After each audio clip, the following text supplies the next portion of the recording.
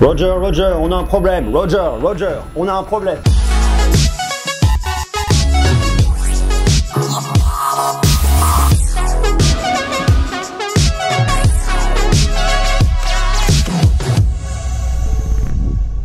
Ceci est un téléphone et ceci n'est pas un téléphone. Ceci est bien plus qu'un téléphone, ceci est très gros. Ceci est un téléphone qui peut aller de moins 30 à plus 60 degrés. Ceci est le nouveau téléphone haut de gamme de la marque Doji, marque chinoise, qui vous promet un smartphone résistant pour l'extérieur, un smartphone qui est destiné à tous les amoureux des aventures extérieures parce qu'il ne craint pas du tout. Il a plein de certifications, je vais vous le détailler dans quelques instants.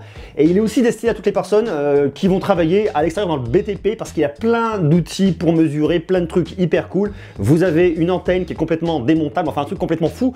Dans la boîte, il y a plein de trucs qui sont très pratiques. Je vous le montre. Voici le S80 de Doji et franchement, il a l'air plutôt cool.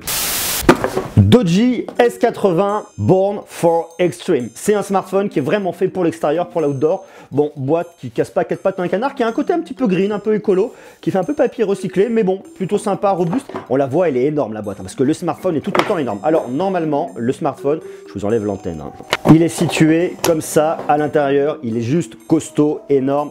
Mouse, c'est vraiment une très grosse bête.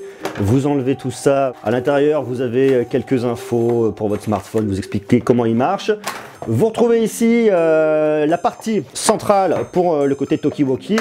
Vous avez bien évidemment une antenne. Vous avez un bloc de charge rapide 24 watts. Je vais vous expliquer pourquoi on a vraiment besoin de recharge rapide là-dessus. C'est très important.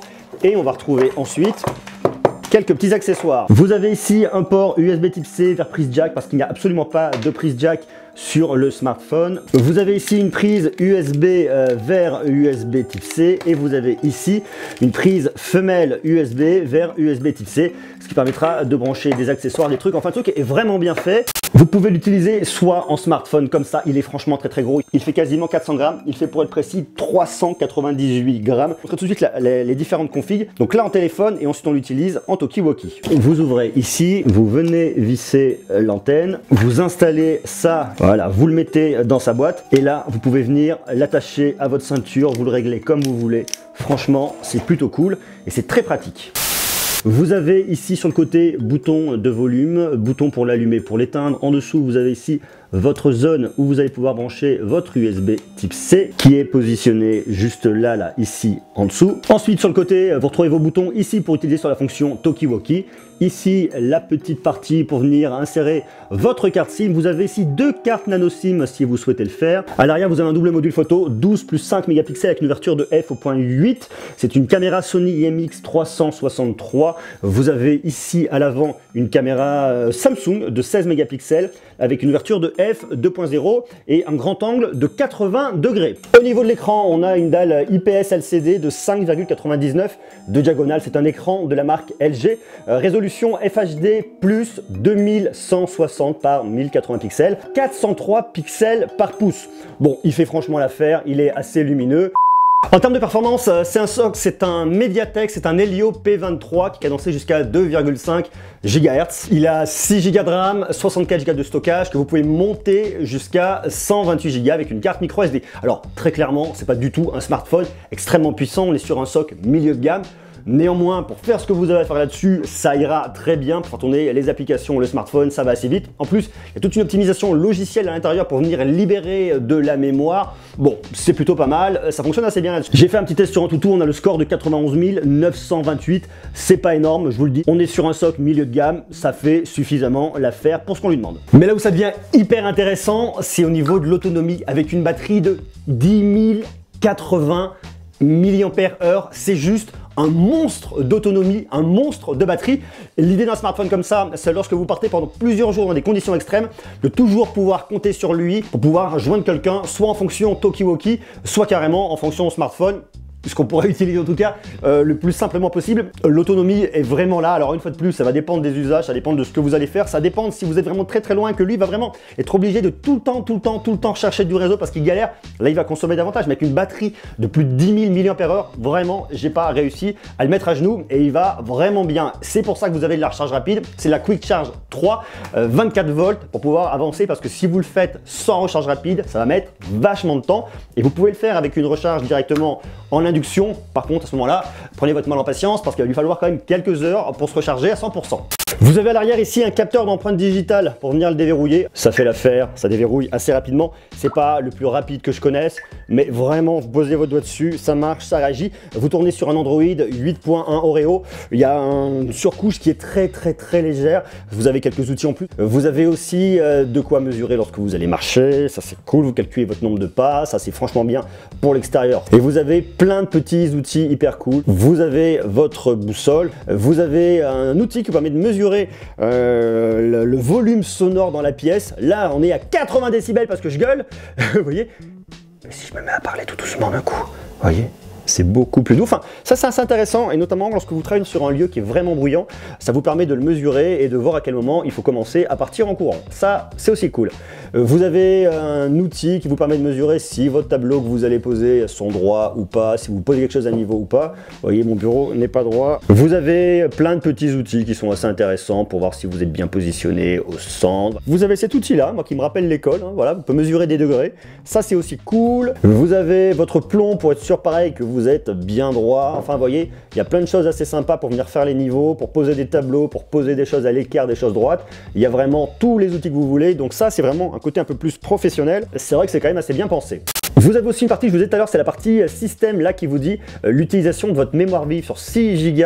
J'ai 2,34 Go d'utiliser. Je peux le gérer directement de là, je peux le nettoyer, je peux gérer aussi mon autonomie, voir un petit peu où j'en suis au niveau de la batterie. Vous avez aussi un mode super saving, hop, pour vraiment utiliser le moins de batterie possible. Par contre, forcément, l'écran, la luminosité va diminuer. Bon voilà, c'est vraiment, si vous êtes bloqué, vous pouvez aller là-dessus. Enfin, en tout cas, voilà, il y a plein de petites applications qui sont assez sympas, mais surtout, la plus intéressante pour moi là-dessus, c'est l'option Talkie-Walkie.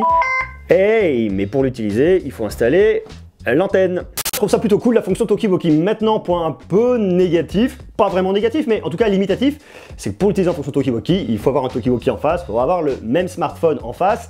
Moi, en tout cas, c'est strictement pas le cas. Je n'ai pas de Talkie-Walkie, je n'ai pas de deuxième S80, donc je peux pas communiquer. Mais par contre, c'est assez intéressant parce que vous avez pas mal de possibilités. Vous appuyez là, vous vous mettez à parler. Roger, Roger, Roger. Sur le principe, je trouve ça cool. Sinon, vous appuyez là, vous voyez, ça marche. Vous pouvez venir choisir ici vos différentes channels, vos différents canaux sur lesquels vous allez pouvoir communiquer. Vous pouvez l'utiliser pour la communication entre deux personnes, ou alors en communication de groupe. Enfin, le truc est assez intéressant. Ça marche pas mal. Vous avez des canaux analogiques, vous avez des canaux digitaux. Lorsque vous partez en aventure et que vous voulez un smartphone qui vous permette de communiquer comme ça directement en Talkie-Walkie là où le réseau ne passe pas, je pense que ça peut être aussi une bonne solution et un bon outil aussi bien pour les professionnels que pour ceux qui partent à l'aventure. Donc ça, c'est un point plutôt positif. Si après avoir passé une journée à barouder, vous avez envie de vous poser, de regarder du multimédia, vous pouvez le faire sur son écran de 5,99 pouces. Ça fonctionne, ça va pas trop mal. Et ce qui est cool, c'est que l'audio est hyper performant. Vous avez beaucoup de son, alors c'est très médium, hein. L'audio est vraiment là pour venir vous sauver la vie lorsque vous allez avoir besoin de puissance à l'extérieur. Vous avez ici deux haut-parleurs qui sont franchement puissants. C'est très médium, ça gueule, mais ça marche. Mais surtout, ce qui fait l'ADN de ce produit, c'est que c'est un produit qui est résistant au froid, qui est résistant à l'eau. Je vous dis, de moins 30 degrés à plus 60 degrés, si vous allez au pôle Nord, vous n'aurez pas de problème. Alors, peut-être qu'à partir de moins 40, moins 50 degrés, il va commencer un petit peu à faire la tronche, mais ça devrait franchement le faire. Il est certifié IP68. Il est certifié IP69K. Il est certifié 1000 STD 810G. Alors, je ne vais pas vous détailler les certifications, mais en tout cas, ce qu'il faut vraiment comprendre et retenir, c'est que c'est un smartphone qui est vraiment fait pour aller en extérieur, qui ne va pas craindre l'eau, la poussière, le froid, le chaud, qui est robuste, qui peut tomber, qui peut prendre des shoots et qui s'en relèvera toujours. Alors bon, l'idée, c'est pas de le détruire et le jeter sous un caillou, mais en tout cas, c'est vraiment quelque chose qui est résistant et c'est vraiment tout l'ADN de ce smartphone. Côté photo vidéo, c'est pas là où il sera le meilleur. Ça vous permettra de faire quelques clichés, quelques souvenirs, de faire un peu de photos, un peu de vidéos. Bon, c'est pas complètement ouf, hein. Franchement, c'est pas oufissime. Salut, ça va. Vous pouvez prendre des photos en HDR, vous avez le mode beauté, mode enfant, mode marque d'eau, mode vidéo. Vous pouvez scanner des QR codes. Vous pouvez filmer en Full HD, en 1080p. Vous avez un rendu qui est quand même pas trop mal hein, en termes de détails, là, ce que vous regardez comme ça. Bon, ce que je pourrais lui reprocher, c'est qu'il n'y ait pas de stabilisation optique, parce que forcément, quand ça bouge un peu, tout de suite, c'est flou. On va pas trop lui en demander non plus. plus, hein. Bon, la couleur est assez bien respectée, la couleur de l'image. La caméra de selfie, par contre, c'est pas terrible, hein. Le traitement de l'image reste malgré tout très pâle. Et dès qu'on arrive tout de suite en condition de faible luminosité, c'est très imprécis. Il a tout de suite beaucoup de mal. C'est pas du tout un smartphone qui est fait pour ça. Il est fait pour faire des photos en plein jour avec la caméra arrière. Le reste, sinon, bon voilà, c'est assez moyen. Mais d'un autre côté, c'est pas ce qu'on va rechercher avec ce smartphone. Ce qu'on va rechercher avec ce smartphone, c'est de la solidité, c'est de la robustesse. C'est un smartphone qui va pas craindre dans les conditions extrêmes, qui fasse quelques photos assez moyennes, c'est pas très grave. Qu'il soit pas excellent dans le multimédia, c'est pas très grave. Ce qui compte vraiment, je vérifie que tout est bien fermé, hein, bien étanche, c'est qu'il ne craigne absolument pas l'eau. On va se mettre un petit chronomètre et normalement, comme il a une certification, hein, eh bien, il doit pouvoir résister sans aucun problème. Ah, je vais faire déborder ça. Là, normalement, ça doit quand même plutôt bien se passer pendant une demi-heure. Il n'y a plus de place pour mettre le clap. On arrive à la fin. Là, ça fait plus de 30 minutes qu'il y est, 37 minutes. On va le sortir et puis on va espérer qu'il soit encore vivant. Bien là, mon petit. Well done. Pause. L'écran marche super bien. J'ai l'impression qu'il y a un peu moins de volume sonore. Il doit y avoir de la flotte dedans. Faut le temps que ça sèche et que ça parte. Quand j'ai reçu ça, j'ai cru que Doji voulait me demander en mariage. C'est dit, oh, c'est sympa, une bague pour se marier. Bizarre. Et au final, non, c'est un pins pour le 5e anniversaire de la marque Doji. Merci Doji. Je le remets dans son écrin de lumière. Verdict. Alors, comment je le trouve ça? Wow, équilibre précaire. Comment je le trouve au final, ce S80 de Doji? Il est massif, il est énorme, il est lourd. Ça, on va pas se le cacher. D'un autre côté, il est résistant, il craint pas les chocs, il ne craint pas le froid, il ne craint pas le chaud. Il fait Tokiwoki, il y a plein d'outils pour venir travailler, pour mesurer l'inclinaison, que vous fabriquez une cabane dans un arbre ou que vous soyez en train de poser une planche. Celle-ci n'est pas très droite, vous voyez, je ne l'avais pas, je suis très mauvais en bricolage. Pour les personnes qui vont faire de l'outdoor, pour les professionnels à l'extérieur, c'est un smartphone qui peut être vraiment très intéressant. En plus, en prix, il n'est pas trop mal placé. Il est à 399,99 €. Si il vous intéresse, je vous ai mis un lien en bas dans la description. Vous pouvez l'acheter pour voir que c'est un smartphone chinois. Vous pouvez le commander chez Cdiscount directement en France. Si vous cherchez vraiment cette typologie de produit, il fonctionne, il est plutôt bien. Dites-moi, vous maintenant, est-ce que des produits dédiés à l'outdoor peuvent vous intéresser? On va en parler, hein. J'en ai d'autres à tester. J'ai un Ulefone, j'ai la Armor 4X, je crois, à tester. J'ai le Crosscall, le Tracker X4 qu'on va stresser. C'est dur à dire tous ces R. J'ai le Crosscall, le Tracker X4 qu'on va tester d'ici quelques jours à New York. J'ai pas mal d'autres smartphones comme ça un peu à tester en outdoor. Donc ça va être assez intéressant aussi de voir un peu comparer. Dites-moi vous ce que vous en pensez. Et puis surtout, je vous invite à consulter ma playlist où on parle de tous les smartphones comme ça. Vous pourrez vous faire un avis sur l'ensemble des produits du marché. Voilà, d'ici là, je vous embrasse, soyez sages et prenez soin de vous. Ciao.